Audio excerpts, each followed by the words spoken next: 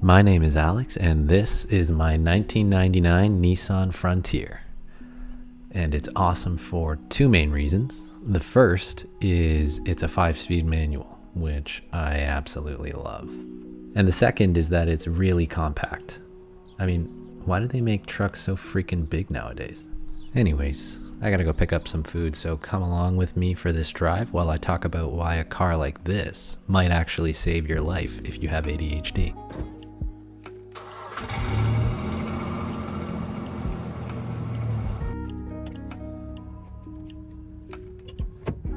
I think something that goes relatively unmentioned when it comes to the topic of ADHD is the conversation around life expectancy.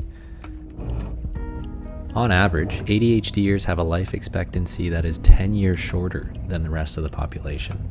Now that has to do with a number of different factors, including things like side effects from substance abuse or suicide, but a surprisingly big portion of that shortened life expectancy can be attributed to the fact that people with ADHD are about 50% more likely to get into a car accident than those without.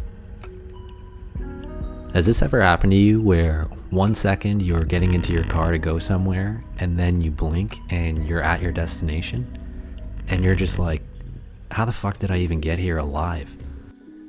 If you've ever zoned out or even nodded off while driving, you know how scary it can be. I mean, the fact that you can operate a 3,000-pound hunk of metal going 100 kilometers an hour and do that completely subconsciously is insane. Especially when you think about the fact that there are thousands of other zoned out drivers all doing the same thing all around you. The reason that a car like this might just save your life is the fact that it requires just enough brain power and concentration to operate that you never really get the chance to zone out. Even when you've been driving manually for a long time and it's mostly muscle memory, you still do need to pay attention to the clutch, the gas, your revs, your speed, uphill, downhill. It's a constant flow of coordinated inputs that you need to drive a manual car effectively, and it's just enough to keep my ADHD brain occupied where it becomes a lot harder to do anything else but drive. I mean, most accidents are relatively minor and don't result in fatalities, but the physical risk involved in a car accident is no joke.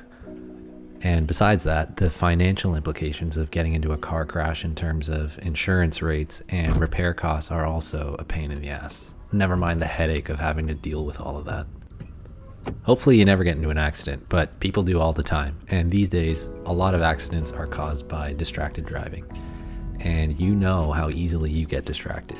Don't act like you don't multitask while driving. Anyways, if you have the opportunity to learn how to drive stick, I would highly recommend taking it up.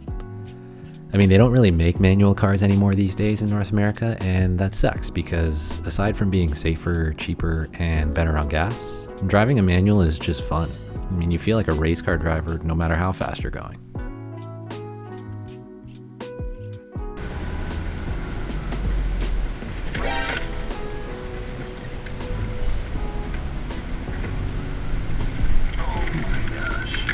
I guess a downside is that when you spill your soup in your takeout, it's a lot harder to pick it back up because you need your hand to shift gears. If you like this video, please do me a big favor and remember to hit the subscribe button down below. I've got a lot more content coming your way. Cheers.